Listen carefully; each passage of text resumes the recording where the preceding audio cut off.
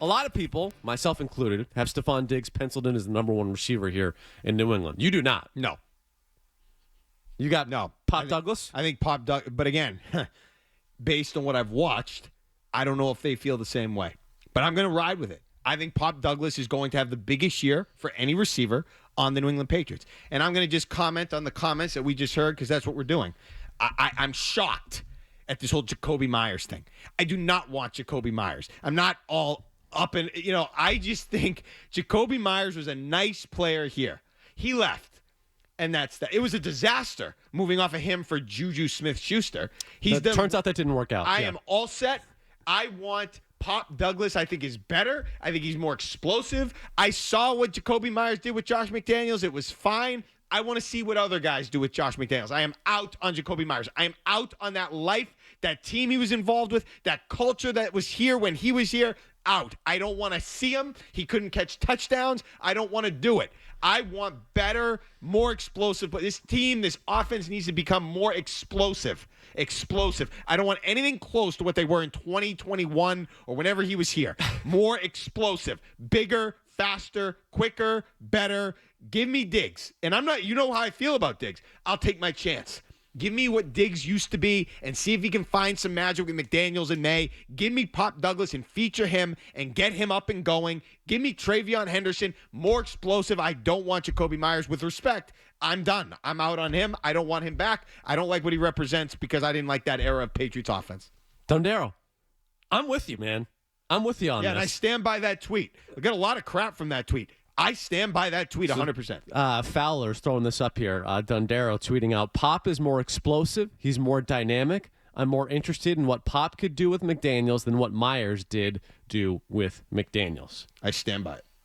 I want to see. I don't know if they're going to feature Pop as much as I want, but I think he's better. I think he's more I felt better about Pop Douglas than I ever did about Jakobi Meyers. And Jakobi Meyers was fine. But he was fine. I'm done with fine. I want some explosive production offensively. I think with Jakobi Meyers back in the fold, you are raising the floor of what the offense can be, right? You are raising the floor. Yes. You know that there's going to be a baseline of success that comes with Jakobi Meyers. I'm with you. I want to see ceiling. That's right. I want to see ceiling moving forward. And so, like, Diggs maybe has not had the camp that you're hoping for. Hopefully, he continues to progress, continues to improve in terms of the health there. So I'm all for seeing Stephon Diggs in this offense for a full season.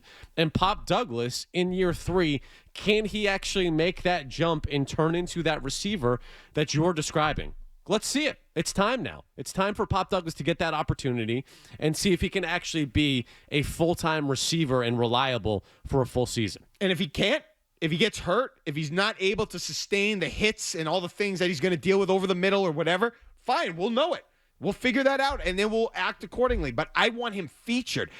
Good things have happened when he's been around the football. What am I seeing that they're not seeing? I want him featured, and I want to see what his ceiling can be. And I want this ceiling of the Patriots offense this year to be at as high a level as we've seen in the last 5 years, and that includes when Jakobi Meyers was here. We don't need to raise the floor. Drake May's good enough. He'll raise the floor. I don't need Meyers. I want to see what these guys can do now with McDaniels and what we think is a competent coaching staff and offense and even maybe offensive line. We'll see what happens with the Jakobi Meyers potential trade here, where he winds up across the NFL. One trade that did not happen was the Vikings deal for Kendrick Bourne. That fell apart.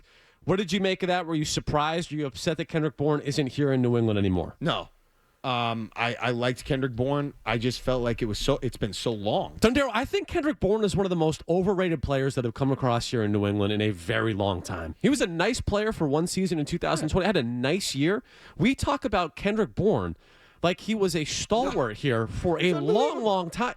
He's a fine player. How many people have tweeted, well, this is my favorite Kendrick Bourne touchdown from his... Like, he's some legend. It was fine. It was fine. 2021. Yes. He had a good catch against the Cowboys. That was fun. Then he got hurt. We never saw him again. I don't understand. I was fully expecting him to be cut. And, thank you. He was a good guy, I guess. Whatever. No, great interview. Great interview. We had him at the beginning of training camp. Yes, absolutely. Great sense of humor, all that stuff. I get it. did not pop at all during training camp before he got hurt. And again, we're talking about the younger receivers. I know what you're going to get with Kendrick Bourne at this point. 2021, by the way, long time ago. Especially when we're talking about the NFL. Jeez. I want to see younger players get the opportunity, or guys like a Matt Collins who's had success as well with Josh McDaniels in the past get that opportunity. So I was fine with it. You know what? You thought you could potentially flip him here, get him to go to Minnesota. That's fine. Didn't work out. It is what it is. I'm totally fine with them moving on from Kendrick Bourne. Absolutely. Again, it's just I'm not trying to bury anyone that was associated with some of those other teams, but I want some new blood. I want a new dynamic to the offense. To turn so the page. I want to see, like you said, what can Pop Douglas do if featured? What can Kayshon Boutte do if featured? We'll see what Diggs has left in the tank. I want them to lean on Travion Henderson. I want them to call plays they haven't called in years. High school plays need to be retired. I'm done with those. You can keep your screen passes every so often, but sideways things and little short things that aren't going forward aren't what I'm looking to see now. Not with Drake Maye, the number 2, 3 overall pick, whatever he was, and all this capital you spent at the top of the draft, Henderson, all these guys that you brought in. You need to be an NFL offense now. Dave is in Amherst, wants to weigh in on the Pats. What's up, Dave? Hey guys, that's a great show. And Dondero, you're on fire, man. You're telling it like it is. Thanks. Like we don't want the 3-yard pass for first and 3rd and 5.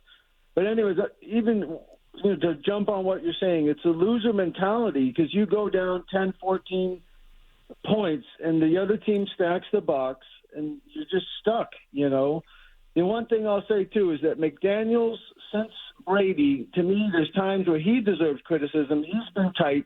He's been conservative. He held back, on the passing.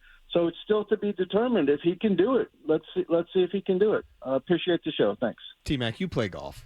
Not well. Okay. But I love golf. Yeah. Okay. And for a golf analogy, I'll make a golf analogy at any point I can. I'm done seeing. I don't want the Patriots hitting 7-iron off the tee all season. Because it's safe and we'll just get in the fairway and we'll just stay alive and keep it in there and just get to the grid. No.